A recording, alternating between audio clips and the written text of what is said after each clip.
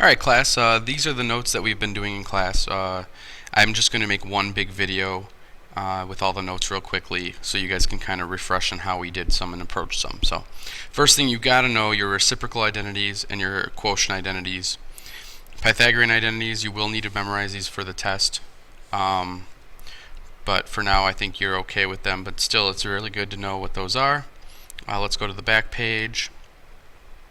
Again, these are just telling you how to prove identities. We talked about a bunch of these in class. You can factor, you can add fractions, you can split fractions up, you can multiply by a clever form of 1, you can turn trig expressions into different ones, so look for familiar things. A lot of people forget to simplify things like cosine times secant. Cosine is the same, and secant's the same thing as 1 over cosine, so those always go to 1. Alright. So simplify your expression to a single term. That means write your answer without using division. It does not mean I only need one trig function. You can have two trig functions and it be one term. One term means it's just one grouping that there's no plus or minus in. So first thing I want to do, I want to cancel out my cosecants here and here. So I have tan x over cosecant x. And then I want it as one term. So remember, this is the same thing as 1 over sine. So if I flip that back up, I get tan x times sine x. And now I have one term without division. Now real quick, you can think of what tangent is. Tangent is just sine over cosine, but that won't cancel anything out, and we'll have division again, so we want to leave it like that. Okay?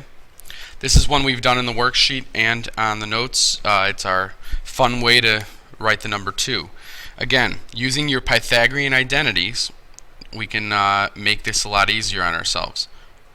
If you look back at our Pythagorean identities, we know secant squared is 1 plus tangent and cosecant squared is 1 plus cotangent. So I'm going to turn this into 1 plus tangent squared and cosecant squared is 1 plus cotangent squared x minus tangent squared minus cotangent squared because of the distributing of the negative. So the tangent squares and the cotangent squares cancel and we get 2. Right, using only sine and cosine. Again, you can work with just, let me do this real fast. You can work with just this fraction here. Cosecant on the top, the reciprocal of that is sine, so that's 1 over sine. So I can turn that into 1 over sine x times sine 1, and then there's that, because this sine x is on the bottom. So when I flip that over, it looks like that. And then the same thing with this one, 1 over cosine times 1 over cosine. So when I simplify this, I get 1 over sine squared x plus 1 over cosine squared x. So I guess technically I did write it as only sines and cosines, but simplify it a bit. We can get a common denominator, multiply by a clever form of 1, sine squared, and cosine squared, cosine squared. So you get sine squared x plus cosine squared x over cosine squared x times sine squared x. Now remember, this is a Pythagorean identity. It is 1. So my final answer is 1 over cosine squared x times sine squared x. Okay. Now this one is a little messier. One thing you can do is turn it into sines and cosines first, or you can FOIL it first. I'm going to FOIL this first. If you FOIL this piece right in the middle here, you get secant squared x, or y I guess, plus 2 secant y, cosecant y, plus cosecant y, or squared y, times cotangent of y. Okay, now I'm going to turn everything into sines and cosines. We get 1 over cosine squared y plus, now again, a lot of people keep asking me this, the 2, these are reciprocal identities. The 2 is not, it's just a number, so that stays on top. secant flips over to be cosine, and cosecant becomes sine. And again, you can only do that within a term.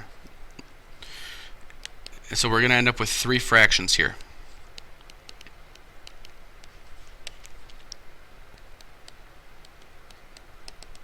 Alright, and cotangent I turn into cosine y, sine y.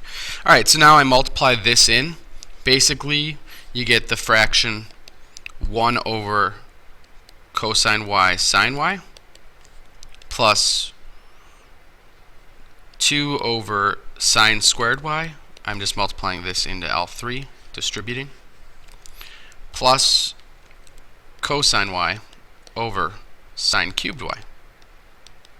Okay, again, to combine fractions, you need a common denominator, so we need a sine cubed and a cosine.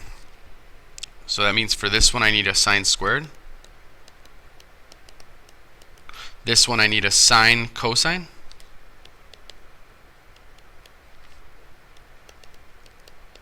And this one I need a cosine. Alright, so what I get is, I get one fraction now, which is sine squared y, plus 2 sine y cosine y, plus cosine squared y, all over our least common denominator, which is sine cubed y cosine y. And then again, before you do anything, look and see if you have an identity. We do. Cosine squared plus sine squared is 1. So the final answer is 1 plus 2 sine y cosine y all over sine cubed y cosine y. Again, these are really tricky because I'm asking you just to simplify as much as you can without telling you where you're going. So I could see where there's some problems with those. Alright, so that was the first day of notes. We're going to go to day 2 and 3 right now. Combine fractions and simplify. First thing I would do is I have sine, cosine, sine, and a secant. Secant is the same thing as 1 over cosine. So right away I'm going to turn this into a 1 over cosine instead. So now my denominator is sine cosine. So this one over here I need a sine. So I'm going to multiply by sine x over sine x. So what actually happens is I have a common denominator now of cosine and sine, and I have 1 minus sine squared on top over cosine x sine x. Now, 1 minus sine squared, hopefully you guys realize, is cosine squared using our Pythagorean identity. Those go away, so we get cosine x over sine x. Now, unless I specifically state otherwise, the more simplified term is without a fraction. So if you can write this as 1, this would be cotangent x. That's what I want, not this. Alright, unless it says leave as sines and cosines, you should always be trying to get rid of the fraction. Alright, factoring. In order to factor, you need to get the same trig functions. We can't factor something with a cosine and a sine. Fortunately, we know what cosine squared is. Cosine squared is 1 minus sine squared. So I just subbed that in. Now I'm going to rearrange everything, distribute the negative. So I have a positive sine squared x plus sine x minus 1, which is minus 2. Now you can think of this as x squared plus x minus 2. Alright? Which we would factor by finding two numbers that multiply to negative 2 that add to 1, which would be x minus 1 and x plus 2. And yeah, that would be it. So over here, instead of x, we have sine x. Sine x is our thing being squared. So to factor this, it's sine x plus 2 and sine x minus 1. And you could always double check by foiling that back out. You should get back to that. Alright, this one here, we don't have the same trig function yet, but we should recognize, wait a minute, cosecant is the reciprocal of sine. So a cosecant on the bottom will flip back up in this little fraction and make it sine. So we have sine squared x plus 2 sine x plus 1. This would be 1 and 1, so it's sine x times plus 1, sine x plus 1, which is sine x plus 1 quantity squared. And that's that. Simplify to an expression involving only one trig function. Well, first of all, it only has one trig function right now, but let's see what we can do with this. Okay, so we know that I was going to try to split this apart, but here's what we can do. Whenever you see a Pythagorean identity like this, or something that looks like one, you can either try to turn it into secant, or you can factor it using the difference of two squares. That's another key here. So we have tan alpha minus 1 and tangent of alpha plus 1, because it's a difference of two squares. Now remember, with a plus sign, we do not have to take a negative out. These are the same quantities. So we can just cross these out, and my final answer is tan alpha minus 1. And that is day 2. Okay? Now, day 3 was where it got a little better because you saw where we were trying to go. Remember, to solve an identity, you want to work on the side that looks more complex, although sometimes it works better not to, depending on what you're doing. On these ones, I think we worked on the left for most of them. And what I did was I turned everything into sines and cosines because the answer over here is in sines and cosines. So the first thing I did was do that. I have sine over cosine plus sine times cosine x over sine x equals our identity over here. Okay, so you multiply that in, and sure enough, these cancel, so you get sine x plus, these are already canceled, so we cross those out. Cosine times cosine is cosine squared x. What do you know? We got the identity proven. So, pretty easy one. Again, look at where you're trying to go. Number 6, I see fractions on the left and then one simple term on the right. So what that tells me is I have to somehow get these fractions together because this is not a fraction over here. So one way to do that is to get a common denominator. So I'm going to multiply by 1 plus cosine of x and 1 minus cosine of x. Okay. So I get 1 plus cosine plus 1 minus cosine of x all over, and when you FOIL that out, you get 1 minus cosine squared of x when you FOIL these out. The reason why I FOILed it out is if I left them as two terms, that's not going to get me to where I need. Sometimes you want to leave it to see what happens, but I didn't need to do that there. Alright, so the cosines cancel, so I'm left with 2 over, and then hopefully you guys realize that 1 minus cosine squared is the same thing as sine squared. And then hopefully you guys see what happens. The sign flips up and we get 2 cosecant squared x equals itself 2 cosecant squared x. And that's our final answer. Alright, now this one, again, this is all about factoring. We have fourth powers and squares. Well, here's the key. It's easier to split the bigger powers down, usually, especially when you're dealing with difference of two squares. You have to think of this as, what can I do? I can do difference of two squares. So if this is being raised to the fourth and this is being raised to the fourth, that's the same thing as saying cosine squared x plus sine squared x and cosine squared x minus sine squared x equals cosine squared x minus sine squared x. Alright, so hopefully you guys realize that this is an identity. If this turns into a 1, I'm just going to show that so I know what happened and it didn't just disappear. Yeah, I would like you guys to show that step so I know that you know that that was a 1. And then finally cosine squared x minus sine squared x equals that. Okay. Alright. Over here, I have tangents, cotangents, secants, and cosecants. These are being multiplied together. These are being added together. So we're probably going to have to combine these. But first, the best way to combine them into one term is probably to turn them into fractions and get a common denominator. So I have this would be sine x over cosine x plus cosine x over sine x equals secant x cosecant x. All right. To get a common denominator, this has to have a sine, and this has to have a cosine and a cosine. All right, so I get sine squared x plus cosine squared x all over sine x times cosine x.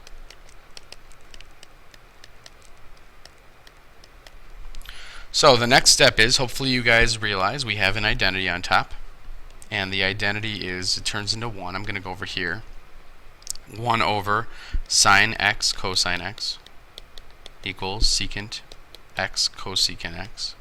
And then hopefully you just realize that if you have a sine and a cosine together, multiplied together on the bottom, the reciprocals of those are secant and cosecant. So our final answer is just secant x cosecant x equals secant x cosecant x. And there's our final answer. Okay, that is day 3.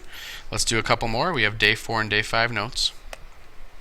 Only 8 more problems. So I know it was a long video, but it's good to do it all in one.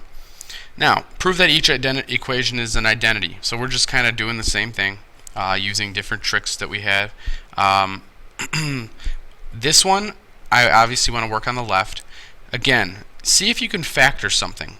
This is one that people were struggling with on the worksheet. Here's a term and here's a term. They both have a secant theta. So I can say secant theta, and then when I take that out of both of them, I'm left with a tan squared theta plus 1. When I have this identity here, that turns into, hopefully you guys realize that 1 plus tangent squared is secant squared theta. And then we're done. Okay. So, number 2 is a little trickier.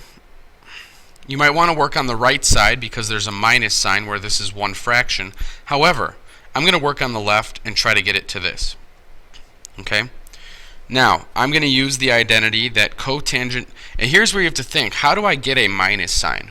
If you're working on this side, the left side, and this is why I'm going to do that, to show you how you can split things apart. How do I get a minus sign? Well, I have an identity for this. Cotangent squared plus 1 is cosecant squared.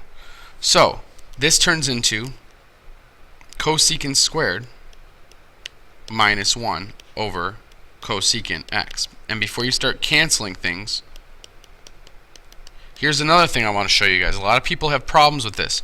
If you have one term on the bottom, that's your common denominator. You can break this apart. Just like when you add fractions together, you can break them back apart to 2 individual fractions. So we can get a minus sign for 2 different terms. So I can rewrite this as cosecant squared x over cosecant x minus 1 over cosecant x. Okay, just splitting them apart. And now I have my 2 terms that I can work with here. And actually we're pretty much done. These cancel and give me a cosecant. This is sine x. 1 over cosecant is sine x. So I'm done.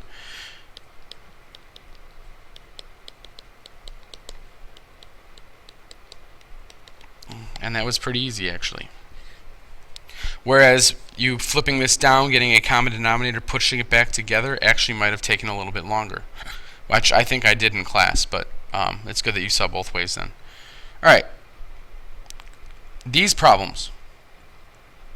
Whenever I see a fraction and a fraction, I like to work with the one that has the minus sign in the denominator. Because I don't like that, usually. Because you can't split this apart. Because this is one term. So it's basically put together. Whereas you could split this one and say it's 1 over sine plus cosine over sine and work with from there. But that might not help us. So I like to change this. This is a conjugate one. When I don't know what else to do, I'm going to turn this into a conjugate. Or multiply by the conjugate. Hopefully you guys remember multiplying top and bottom by conjugate gives you a Pythagorean identity usually. Well, it does. Alright, so when I multiply this out, well, I'm not going to multiply the top out yet. So I'm going to just say it's sine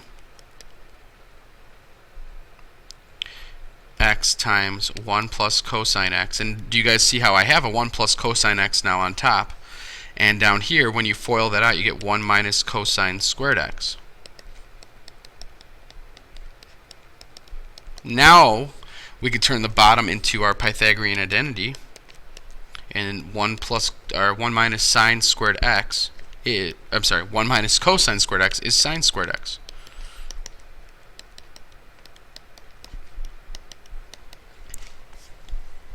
Alright, so now hopefully you guys see that this cancels with this, and we are left with our identity.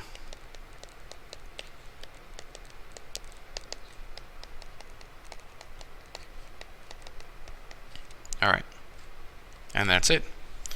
Number 4, again, I want to get this together because this is very simple. It would be really hard to work on the right side. We'd have to start just breaking things down and trying to get what we want. So, down over here, I want to work on the left. I want to get a common denominator. So I'm going to multiply by 1 plus sine x on this side. And then on this side, I want cosine x. Okay. So what happens is I FOIL the top. I get 1 plus sine is plus 2 sine x plus sine squared x, and then plus cosine squared x, all over 1 plus sine x and cosine. Alright, well, if you look at where you're going, secant's the reciprocal of cosine, so we have that there. At the end, we can flip that up. We have to get rid of this 1 plus sine. What can we do on the top? Hopefully you guys see that on the top there is a Pythagorean identity. Okay, that turns into a 1. So that means that we can add those together and we get 2 plus 2 sine x over 1 plus sine x and the cosine. Alright, and then finally you can factor out a 2.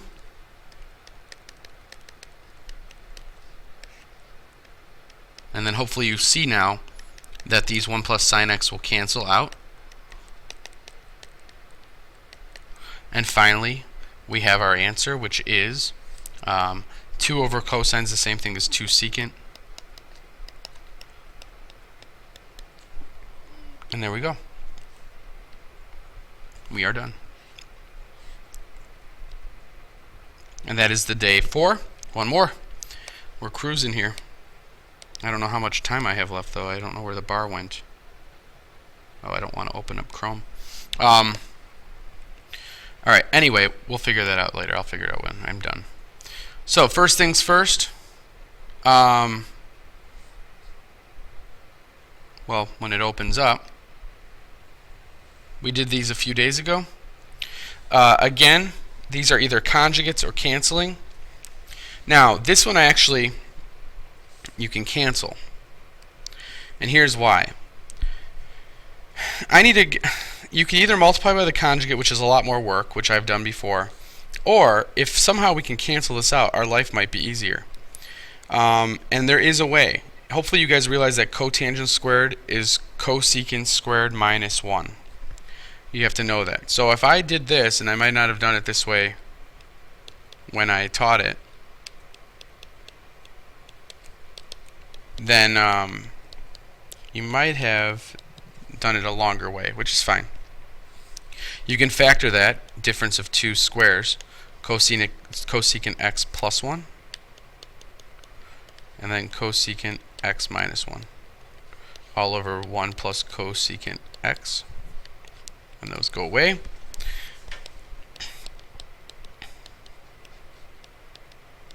Alright, so we have cosecant x minus 1. So I can rewrite that as 1 over sine x minus 1.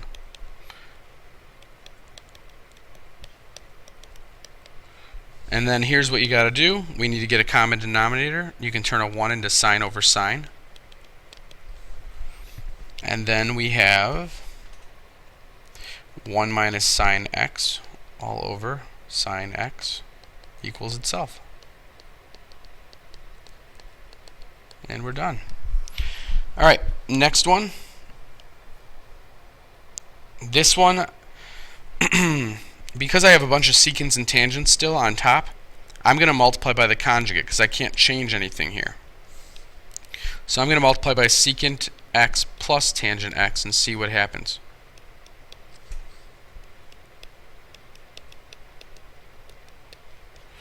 And I get on top secant squared x plus secant x tangent x, which is actually what I want, all over secant squared x minus tangent squared x.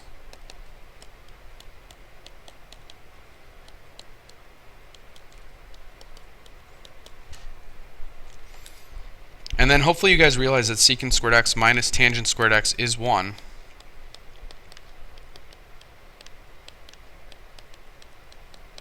And you get the identity.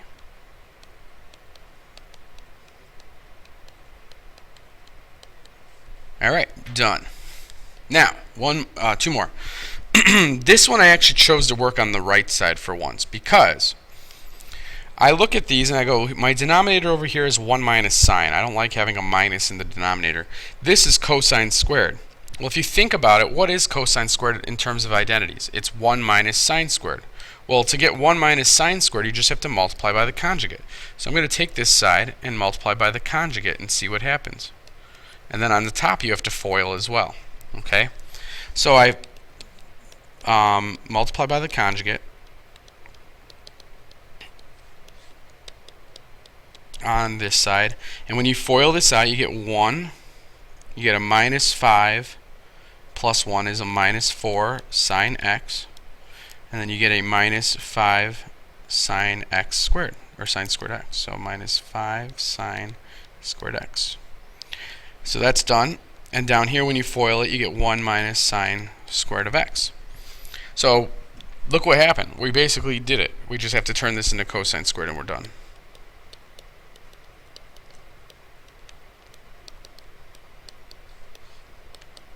And again, there are other ways to do these problems. It's just I'm looking for the best ways to do them to save time.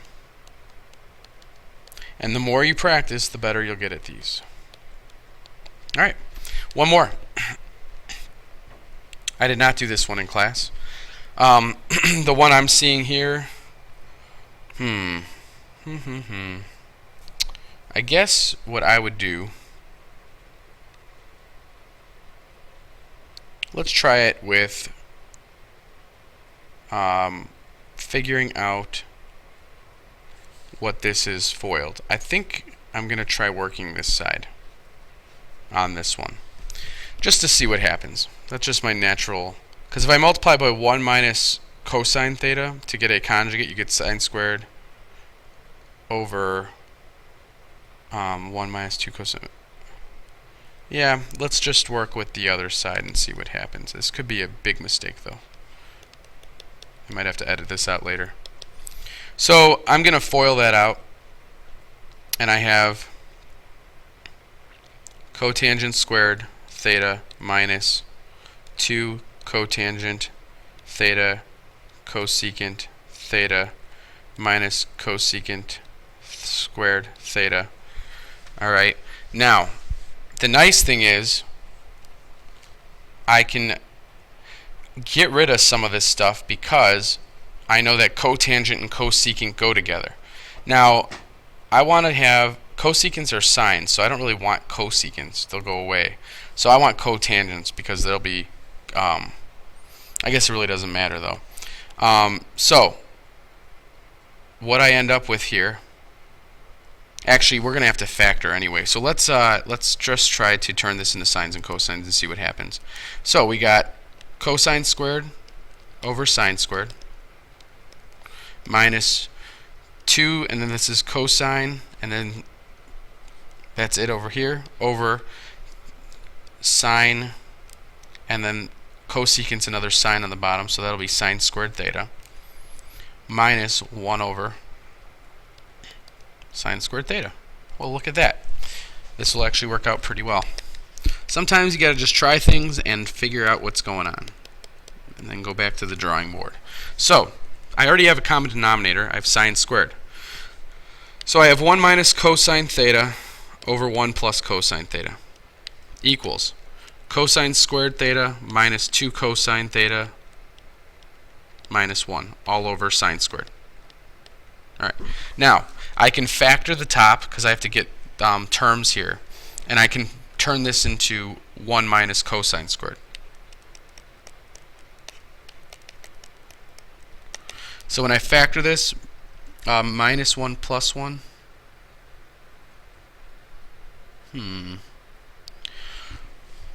wait, can I factor it is the question.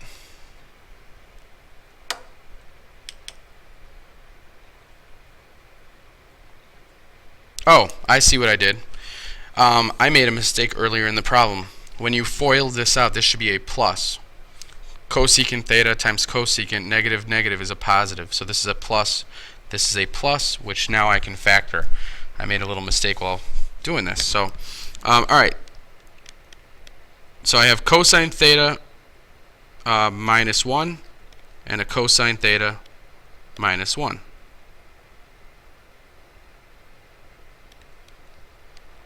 Right? And now I have on bottom, this might have been the longer way, but it's still working, 1 minus cosine squared theta. So now I can simplify this side over here. I have 1 minus cosine theta over 1 plus cosine theta equals, now here's the funny thing. When I factor the bottom, let's do that first, I'm going to get a 1 minus cosine theta and a 1 plus cosine theta, which is good because that's what I want. But here's the thing.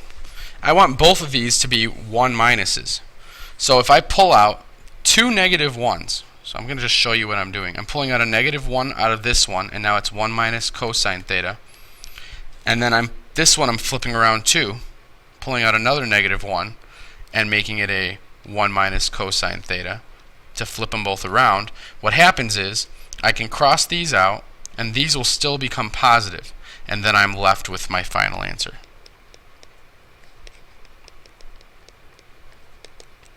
And I have my final answer, and again, I probably did this the long way, but at least we got there.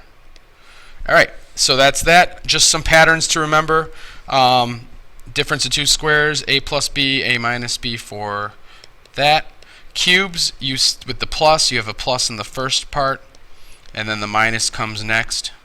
And we did these in class. So it's a squared minus ab plus b squared. And then this is a minus b, a squared plus ab plus b squared. And remember, you can't factor these parts when you're done with that. Okay?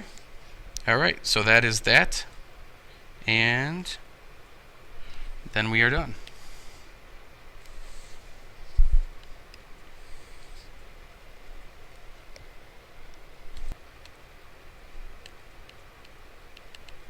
There it is. Okay.